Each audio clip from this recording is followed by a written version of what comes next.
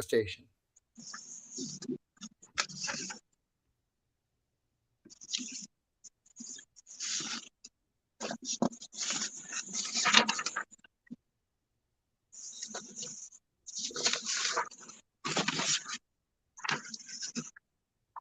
Just remember, any shuffling you do, they will hear it. Okay, done. You're listening to WKDW Radio 97.5 and KDWRadio.com, broadcasting from the Bishop West Real Estate Mobile Tower right here in absolutely gorgeous Northport, Florida. I've got a very, very, very special guest in the house. I'm going to let her take a couple seconds and introduce herself. Joan, you've got the lead. Hi, my name is Joan Derrick Haycox. I am the volunteer coordinator and sexual victims advocate for CARE, Center for Rape and Center for Abuse and Rape Emergencies, and we are located in Charlotte County. Why don't you give the hotline? We'll do that real quick. If anybody were to need the hotline, they can and while you're looking for that number, because I got you, they can go online and go to the CARE site. CARE, if you just type in CARE Charlotte, you'll be able to find CARE. There's a hotline at the top. There's a text and there's a chat online, ready and easily accessible for just about anybody out there. Did you happen to find the number? I found, so the CARE number, which is answered 24 hours a day, 7 days a week, is 941-639-5499. And the helpline, which is for sexual victims, is also answered 24/7. And that line is 941-627-6000. So 6,000. So, it's easy to get a hold of you guys. It's easy to get into a conversation with you. One of the hardest things, and we've always talked about this on the radio show, one of the hardest things to do is actually be able to pick up the phone and dial the number and have that chat. And we're all about tearing the walls down here. We're trying to get rid of the, I think, the shyness of being able to do that when you do have the ability. What would you tell people right now if they're in a situation where they're by themselves, they're able to just have a quick chat and maybe get some information? What would you tell them to get them to relax and just do it? Well, I would say that if you are experiencing the trauma after an assault and it's not immediately afterwards, because if it's within 5 days, we'd like you to go, if you can, to the hospital so that we can help you from the hospital perspective. If it's been past 5 days, like maybe something that happened in your childhood or, adolescence, or even just a year ago, or it doesn't matter, that when you call us, that there will be a friendly, warm person answering the phone, and that we all understand you and we all believe you. So there is never going to be a doubt if anybody believes you. We start by believing you, and we want to help you and give you a space and a time and to feel comfortable to talk about those very difficult things. Often there's a lot of shame and embarrassment around it, but we all understand. And so you can say what you need to say to us, and we're there and we're ready to listen. We also provide services as well. But there's always a person that's going to answer the phone and believe what you say. So I'm going to help you with services. I'm going to read this real quick. April marks Sexual Awareness and Prevention Month, and we're standing with our allies in the assault service field because we're in the same struggle. I want you to talk about, it's 22 years that we've had a month about sexual assault. I did not know that until I pulled the data. That's a long time to be talking about this, but it's amazing that we've been talking about it for 22 years, and it hasn't diminished the factors any. But man, what did they talk about before that? They didn't talk about it. That's the whole point. It was kept silent. It was kept hidden. Just make it go away. Don't talk about it. So if I can share with you just the statistics, we're not talking enough about it. And we need to get everyone talking about it and feeling comfortable talking about it. Because every 68 seconds, a person is sexually assaulted. So if our show is an hour long or whatever it is, in 1 hour, almost 60 people have been sexually assaulted. And every day in the United States, 70 people, 70 women specifically, commit suicide as a result of sexual assault. So we need to keep talking about it. We need to be calling and reporting. So if a girl or boy, of course, is under the age of 18 and they've had a sexual relationship or a sexual assault or an encounter with someone that is over the age of 18, and again, boyfriend, girlfriend is a gray area, but when it's a sexual predator, often the girls and boys thinks it's somebody that loves them and wants them, and they can't make good distinctions between someone who is manipulating and is a predator. And so out of embarrassment, they remain silent. But if that's happening, we need to report that so we can stop it. So we've got 22 years of talking about this. We've got data to support how many are involved in, what'd you say, 60 seconds? Every 68 seconds, someone That's is sexually assaulted all in right. the So United States. let's stay there for a second, because 68 seconds, and how many people? Every 68 seconds, one person is sexually assaulted. So All in right. an hour, approximately 60 people have been sexually assaulted. I mean, that's insane when you think about it. Correct.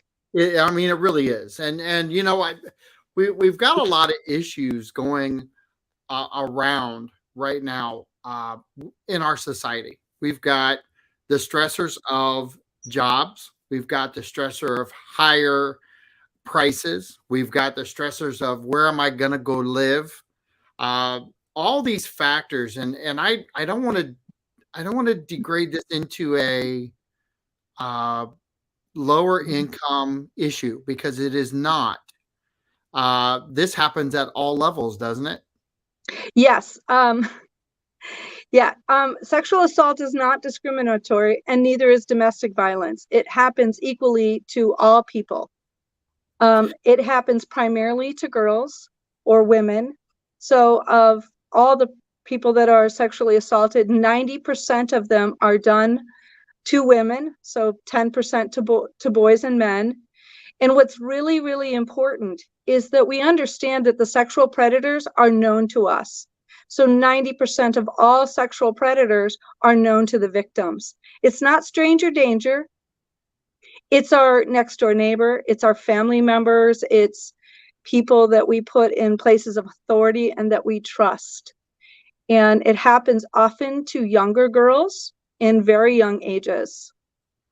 So it's not about stressors. Sexual assault is not about stressors. It doesn't happen because somebody is stressed out. It happens because the person that is the predator, the person that's doing the assault, is looking to have power and control over another person through a sexual act or sexual behavior. So it's not related to stress. It's directly related to a desire for power and control through sexual behaviors or sexual acts. And the purpose is to diminish and harm the other person so that so they can disempower that person. And especially at young ages, it causes very severe loss of a sense of autonomy, a powerlessness, a helplessness, particularly when it happens in childhood. And so I want to go back to Friday's show. Friday's show was with the Northport Theater, and they've got a performance coming up.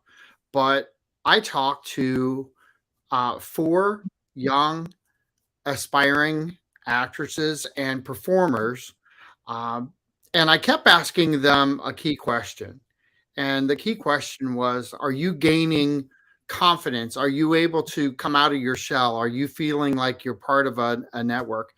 And I want to use that, and because I've been doing this for so long, and I watch behaviors. I listen to you guys, I listen to other people, and when you attribute a lot of what happens out there in society, it isn't a lot of times the active, more powerful person. It is the one who may be getting beat up the most, and I'm not talking physically, I'm talking even verbally. It is the one that doesn't have, they're kind of shell shocked with what's going on in their life. Maybe the home life is not that well. Can you talk about how really just the confidence of a person uh, it does change a lot out there on the streets, and that's why I was asking that question, because you carry yourself different, you pay attention differently, you're paying attention to your surroundings differently. Not that it can't happen, but you just put yourself in better positions when you're elevating your life a lot of times. Can you talk a little bit about that? So I'm gonna talk about two different perspectives on this. Okay, two understandings. So, or three rather. So perpetrators or people that are sexual predators have often, not always, but often experienced some form of sexual assault or family violence or domestic violence or abuse in their own childhood or adolescence. Um, Not all people that have experienced abuse become abusers, but often an abuser was abused. So, sort of same side, opposite sides of the same coin. So, abusers are manipulators and they're looking for a victim. So there's two different ways to talk about this when it comes to women and people protecting themselves. So when we have a circle of friends or a circle of acquaintances, people that support us and trust us, or that support us and that we trust, we walk with our head up, we pay attention to what's going around us, called situational awareness, and we stand up straight and tall. We look people in the eye.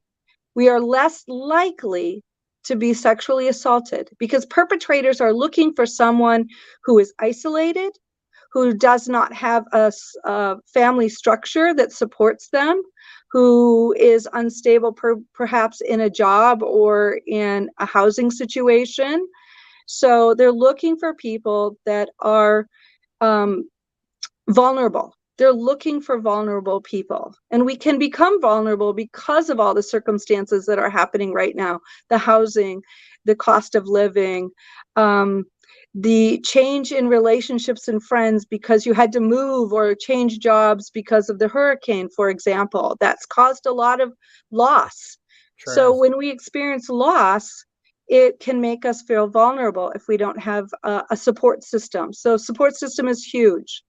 Now, the other aspect of this is if a child has been sexually assaulted at a young age and never received support, it was never reported, or they were told to be quiet, or it wasn't, don't tell anybody, it's not that bad, you're exaggerating, you're lying, you made that up. Again, that not believing, right? That's Yep. why believing is so important. So they have a tendency to actually be in a very vulnerable place as they grow up. It's almost like a perpetrator can find them. It's almost like they wear a sign that says, "I'm vulnerable." So that vulnerability that comes out of early childhood abuse or sexual assault continues on unless they receive help and services and support. So those people that are in that situation, which is what we see a lot of, continually violated and assaulted because they are not even aware, but the perpetrators are. They can find them. And I've said this before on the show, on multiple shows, because I've had law enforcement on. We've talked about the criminal behavior out there, and uh, I don't care how you slice it. This is criminal behavior Mm-hmm. at its finest. So, the one thing is we talk about often, how do we protect our house, and I've had the police officers on, and we've talked about how they protect and how we can protect our house. But one police officer pulled me aside and he goes, you can spend 5 minutes on a phone and you can have somebody come in and put the best system in, and you can have it in place and you can have your security up and running.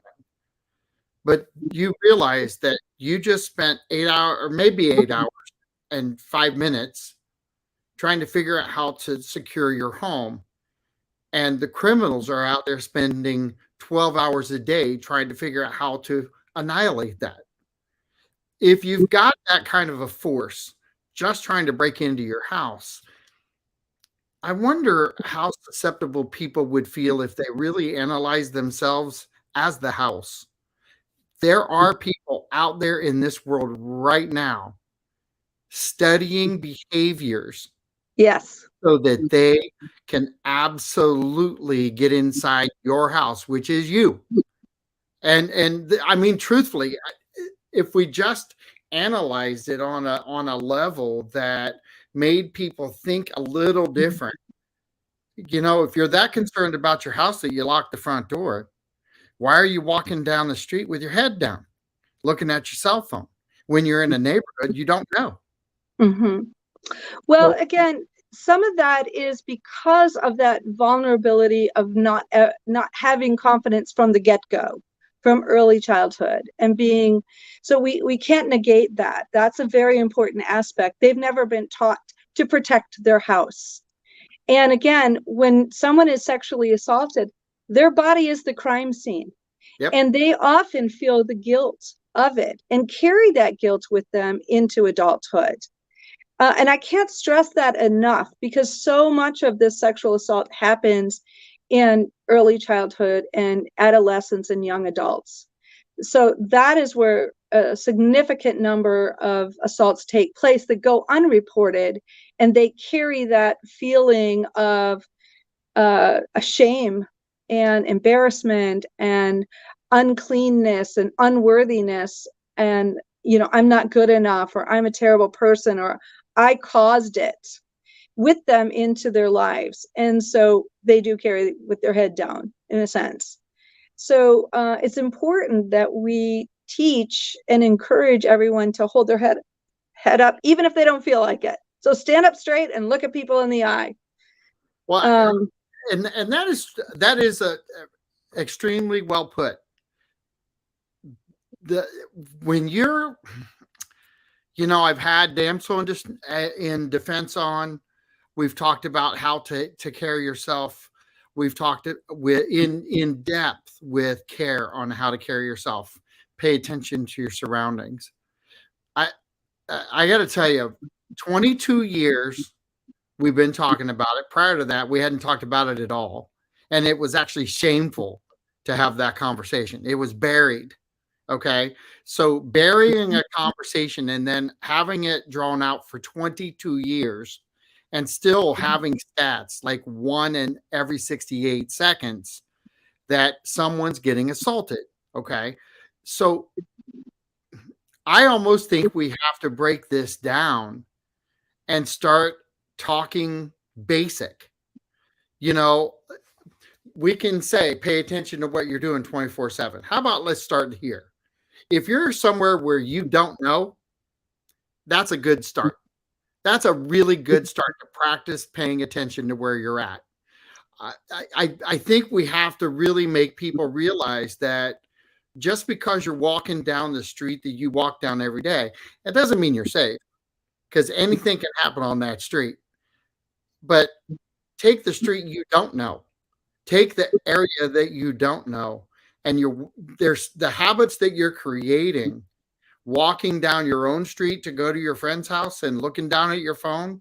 It's not a good habit to have when anything can happen. And most of these grab and go type situations, they're 30 seconds. You're gone. Right. You have time to respond a lot of times. Right. Can and I Let know me, I'm going oh, off on a tangent, but and I don't mean to, but legitimately we've got to figure out how to get people to start grabbing a hold of tidbits of information and then expanding the file to. And what would you suggest? well, first of all, John, let me just reiterate something.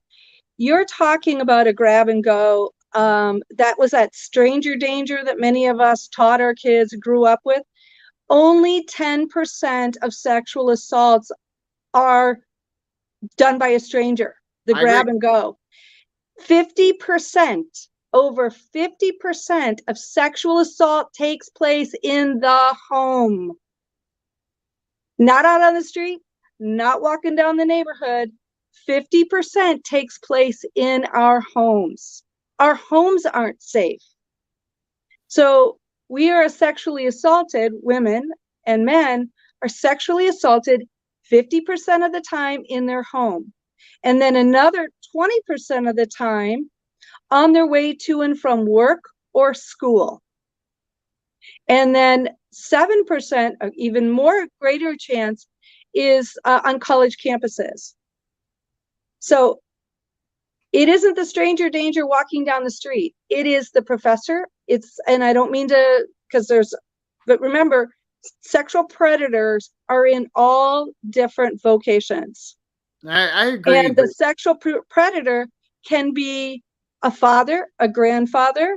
It can be a brother, a cousin, a next door neighbor, a friendly face. It can be someone in the school system, someone in your sports, someone in your church. So when we focus all this energy on stranger danger, we're distracted from what's really happening in our homes. You talked about protecting our home from the outsider. We have to protect our homes from the insider that is causing harm. That is the most important. That's where our energy needs to be. Not worrying about walking down the street. Yes, hold your head up. But this is happening in our homes. It's so happening in marriages. It's happening in dating. And it's happening by people that we know and trust. That's so the majority. do you think that, and I'm asking this now, and I'm trying to figure out a way to talk about this where it may wake somebody up. You know, you say it happens in home, which statistically it's a fact. It is a fact. Home, churches, schools, just about anywhere you can name, any building, Anywhere. it doesn't matter. It's somebody at some point is going to have that happen. So if you're if you are part of that, and and you've got more experience, so I'm going to count on you for this. The the fact that somebody gets sexual assaulted, are people around them even paying attention? Often no. And That that's what we're talking about. I know, Is I know, but where there's habits here, that are being inflicted on our society today that we did not have when I was a kid. Okay.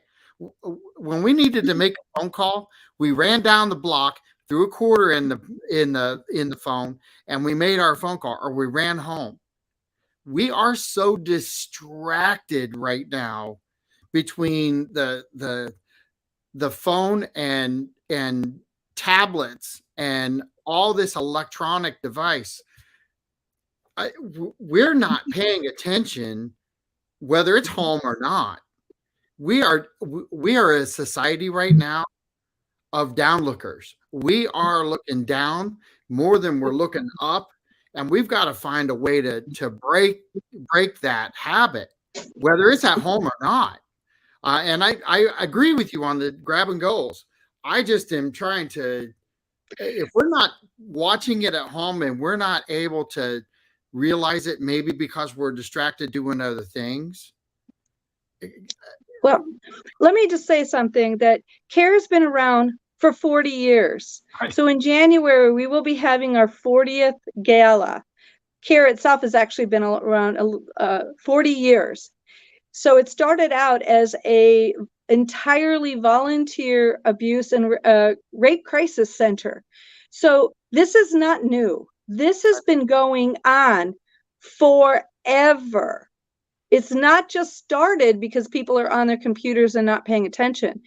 This has been going on forever. Girls have been sexually assaulted and boys have been sexually assaulted, and the response previously has been, I don't believe you, it didn't happen, don't talk about it, it's not possible because we know the perpetrator, he would never do something like that, or she. But that's the conversation that we've lived with for many, many, many, many, many years. That's been a long history of silencing the victims. So it isn't that people are watching TV now and not paying attention. It's because we are not comfortable talking about it. It's because we're not sure what to do, because it's very, very difficult to prosecute a sexual predator.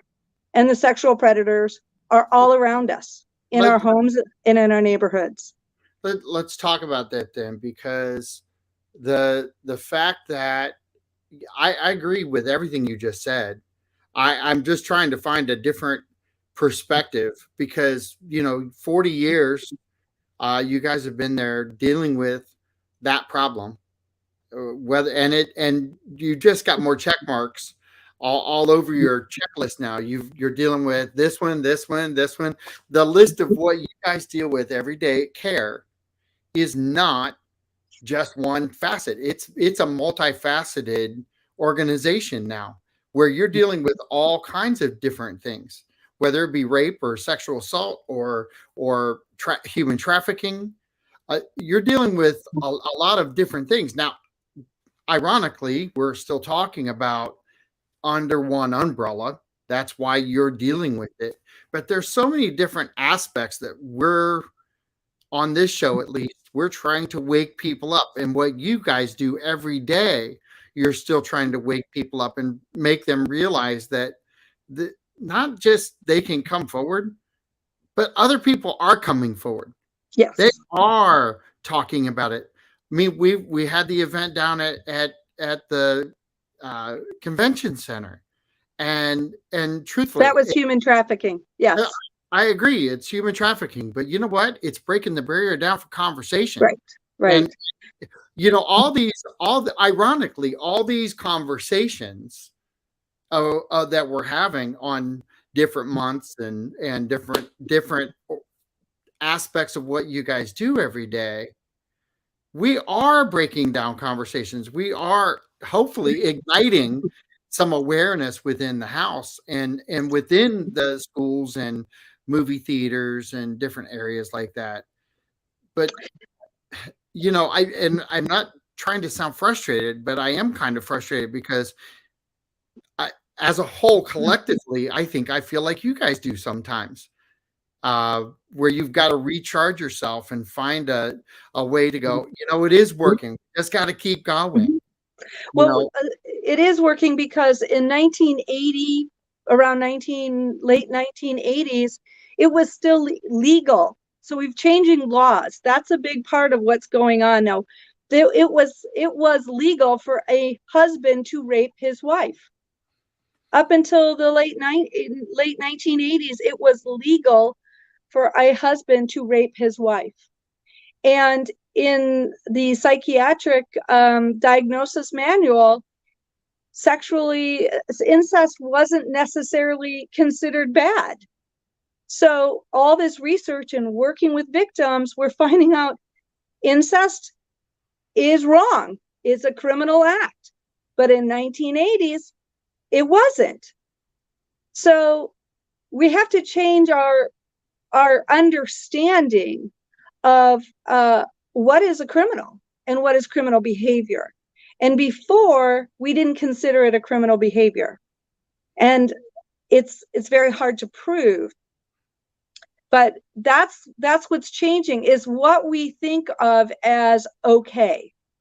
So, we talk about, well, it was, it was always like that. But I'd like to give, if I can, a shout out to, if I'm allowed to, the Punta Gorda Police Department and the Charlotte County Sheriff's Office, because I have been working with them, particularly just recently with the detective, Detective Smith at the Punta Gorda Police Department, and she was brilliant. And we worked really well together when someone came in to report. It was beyond 5 days.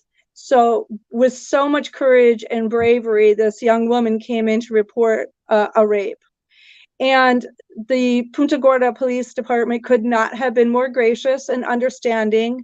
And what great listeners, and working with this person, not only to, of course, prosecute and convict a rapist, but to support her and acknowledge her bravery, the bravery of this young woman.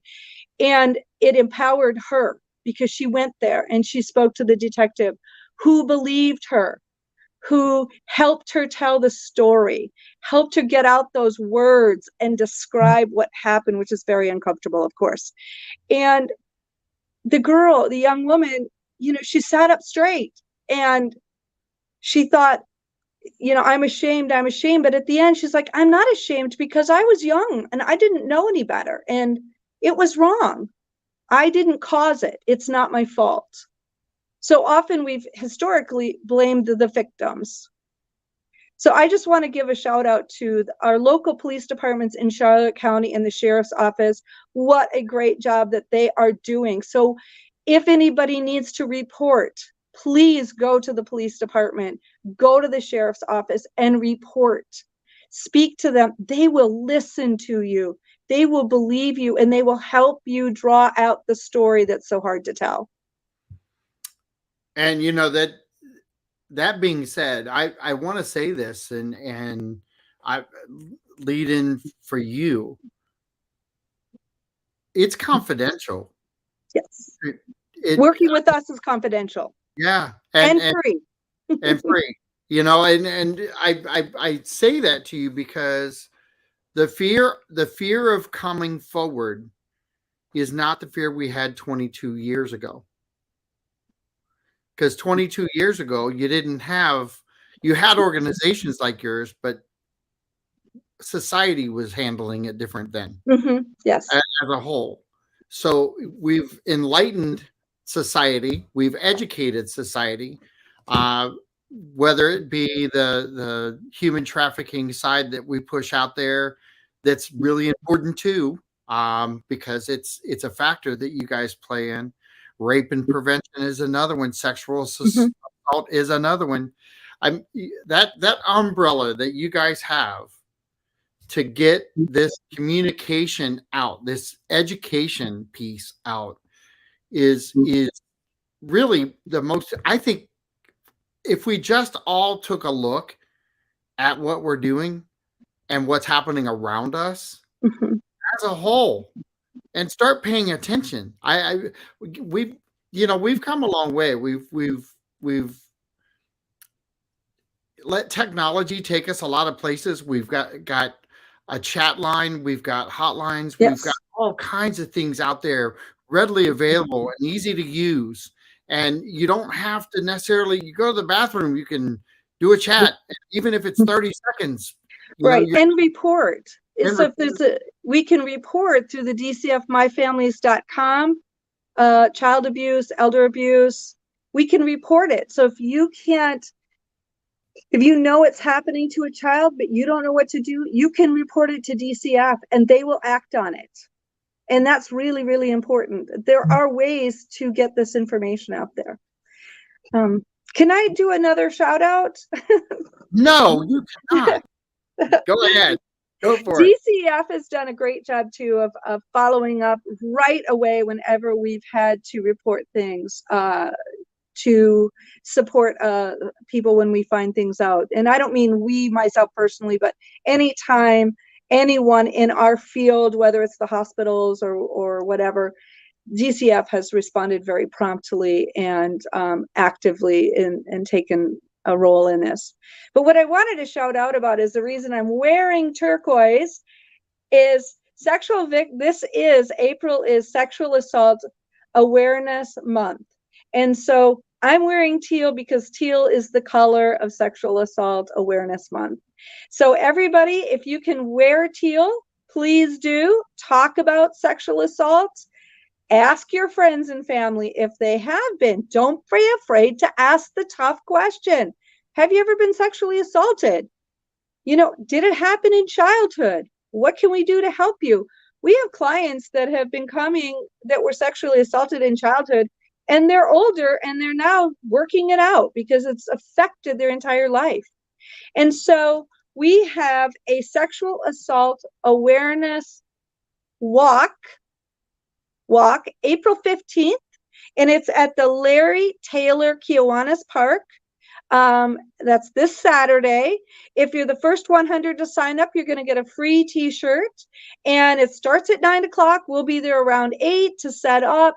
If you want to talk to one of us while you're there, there'll be sexual victims advocates like myself that will be there. We can talk to you. We're going to walk. So let's walk. Let's talk about it. And let's show our support so that more people can come forward and so that predators know that they can't get away with this anymore. And we're going to stop you. The other thing I wanted to create awareness about is we have a wonderful luncheon, again, Sexual Assault Awareness Month luncheon, and it's going to be at the we're having a speaker, and her name is Mindy Fetterman, and she will be speaking about the Inner Truth Project related to sexual assault. And she is a wife, a mother, and a survivor.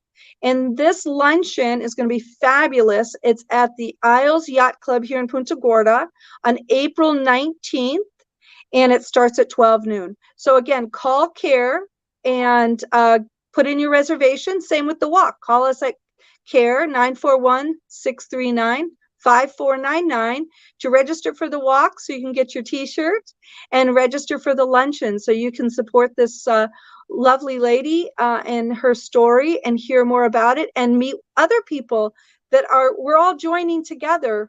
The more we can join together and to talk about this and let people know that we're going to stop it. It may happen, but we can stop the long-lasting trauma by having people come and receive services. So we have 24-hour, 7 days a week, hotline, helpline calls. The number I gave you, you can call that number anytime, any day, and someone will talk to you, and they will begin by believing you. And we also have one-on-one counseling sessions. We have support groups on Wednesdays from 3 to 4, every Wednesday, 3 to 4.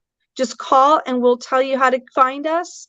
And and just come and talk and have someone else know that there are people just like you that are suffering and have kept silent for a long time. And the more we can talk about it, the easier it is to understand what's happening to us and change the world. So we're all about changing the world. In the month of April, wear turquoise and talk about it. Also, on Wednesday, the 26th of April is Denim Day. So wear your denim. Wear denim blue jean, denim shirt, denim jacket. I know it's getting hot, but denim shorts, denim dress, whatever you have, in honor of a young woman that was in Italy. She was 18 and she was sexually assaulted by her driving instructor who was 45 years old. She was 18 and in school. And he was convicted of sexual assault, but it was appealed because they said she was wearing tight jeans and she would have had to help him take the jeans off. Therefore, she was giving consent. So that's not how sexual assault works. We want to survive a sexual assault. So sometimes we have to do what we have to do to survive so we don't die. And that's what that's all about. So wearing denims on April 26th. So do you have any more shout outs out there? I shout out to you, John. Thank you for having us. Awesome. Well, we love it. And we so appreciate that you're supporting us and being a voice for us. You know what? I've enjoyed every minute of it. Please give some shout outs to people that you work with. Well, we have a wonderful team of people. First, Karen, she is our executive director, and our board who does everything they can to keep us going. We have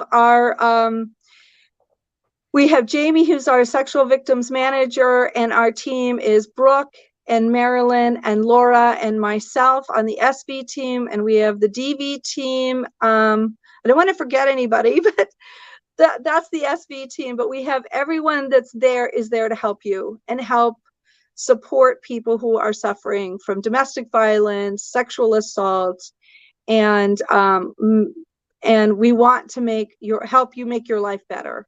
We want to empower you, and we again. Chad and Brutus that work at the attorney, the offices, the state attorney's offices, and wherever they're located.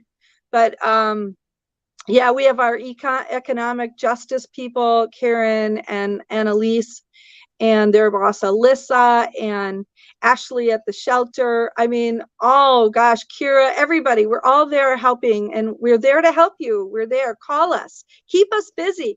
And my big request is that everyone in Charlotte County puts the CARE phone number in their phone so that anytime they run across someone, you can just say, hey, take this phone number, give them a call. They can help you, because most people can't.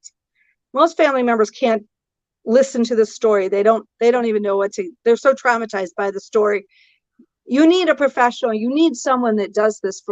This is what we do for a living, is support people. So call us and work with us and let us help you change the world, change your life so you can change the world and make it a better place for everyone. I want to stay there for a second because I want you to talk about some of the survivors. Can you? I'm sorry. You want me to? Some of the survivors who have changed their lives. Can you think of a story that you could tell about somebody who was sexually assaulted and how reporting and going through the process and getting to the other side? And I know that you have to have a story in there somewhere of success, but I think people do need to hear that there is a transition from one to the other. We have many stories of success, and success is relative, right? Yep. Success can be different for many different people, but we, again, I just worked with someone recently who went to the police station and reported it. And that was a huge success because she was able to speak about it. And when she left, she sat up straight and she was able to look us in the eye and give us a hug. And I said to her, we may not convict the person, we may, but what's more important is that you have taken your power back, is that you now are a stand for yourself and you no longer have to hide. And you no longer have to feel that you're not loved and valuable and wanted and adored. And so we've had others that have, they've gotten a new home and they got out an abusive situation, and often abuse, sexual assault in a young childhood. I did a lot of work on this, and when they can say no, practice saying no, loud. And that, working with the client, I had another client, again, they learned to say no. And that was success for them. Others, they were able to get a job when they weren't allowed to get a job because their abuser wouldn't let them. They got a job, they got their own house, they got their kids free from the abuser, and they were able to live a happy life and moving forward. So we have lots and lots of stories of success, but again, it's confidential and all of our services are free. And you've got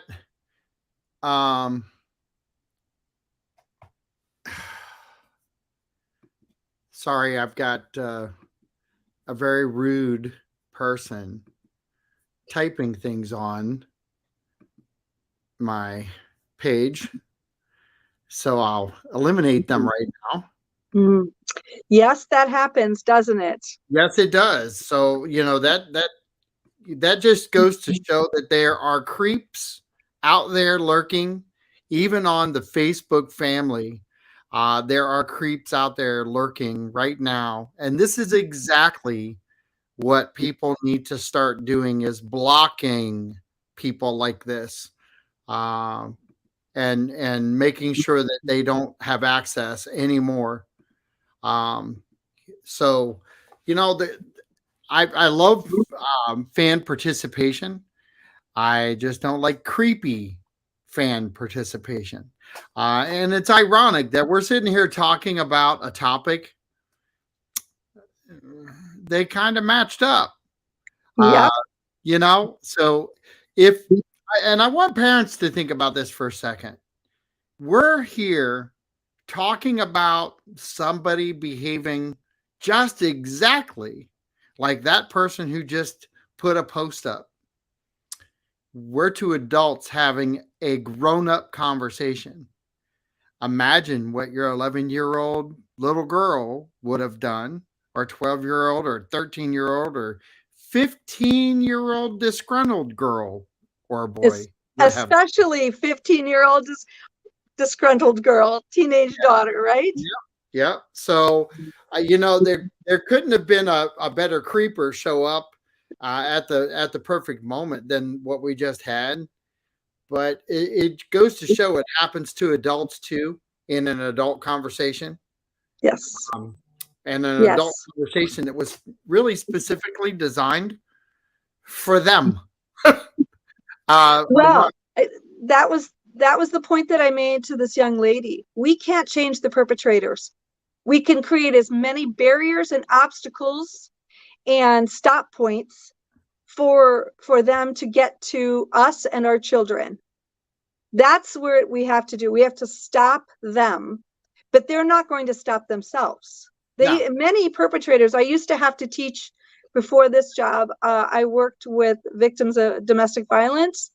And then before that, I also worked teaching families about perpetrators, sexual assault, sexual pedophiles, and how to keep their children safe and what to be aware of. But it really is about creating barriers to access for our children. Don't leave them alone with someone.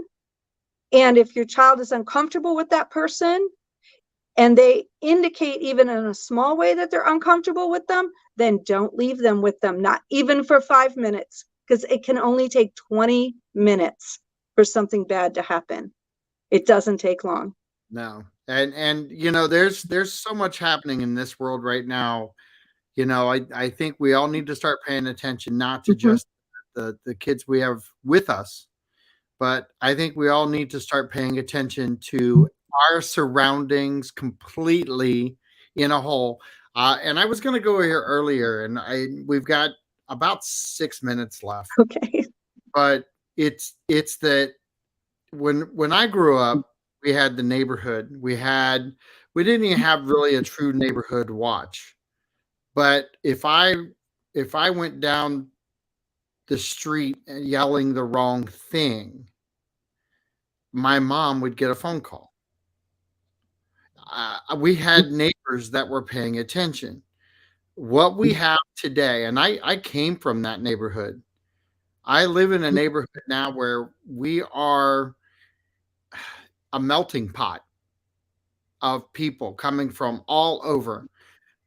They do try to get the majority of people rallied, but we lose our community, half of our community when season ends, and they go home. They're disconnected. They come back. They try to reconnect. All these things happen in Florida on a regular basis, but we're kind of not paying attention. Old school. We love and we wanted to get rid of some things old school, but we don't want to get rid of the old school that paid attention to the community and paid attention to what was happening right in front of your eyes. Whether you want to notice it or not, I think people need to start paying attention. There's all kinds of different things that we talk about on the show when somebody's having an argument and you don't want it to escalate. Just kind of interrupt a little bit, change the topic, get them off topic, make that go away. Certain things, but I don't know that. Can you can you talk about that? Because I want us to go back and I don't want the old rules. I want the new laws. I want the conversation, but I also want the community to step up and say, you know what, we are paying attention. I did see that. And can you talk about that? Well, my perspective on that is a little different because I believe that um, whatever we make up about, the olden days or whatever, a lot of sexual assaults were happening at that time. Sure. It was just not talked about Sure. because we said it's none of my business, and our family friend person couldn't possibly be doing those kind of things. So you must be making it up. And yes, we did have more eyes, but we were also silencing it. Yeah.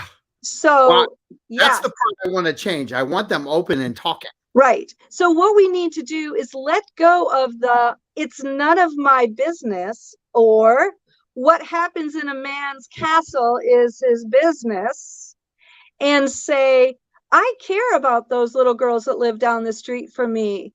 It is my business if my grandchild is with someone that isn't appropriate. It is my business that a priest or a school teacher wants to take my child by themselves to an isolated location and give them lots of gifts and love on them. It is my business, and that's not okay. We have to pay attention to that. Again, perpetrators are looking for the loners, the vulnerable, the hurt, the isolated, the ones without friends. Those are the ones that they look for, not the one that's surrounded by friends, that has a great family system. They're looking for the kid who's maybe their dad isn't there anymore, or their mom is working all the time and they're home alone. So we need to make it our business, not in a busybody way, but in a way that says, hey, I care about you. If you need support, I'm right here. If you want to talk, I'm right here. You're not alone.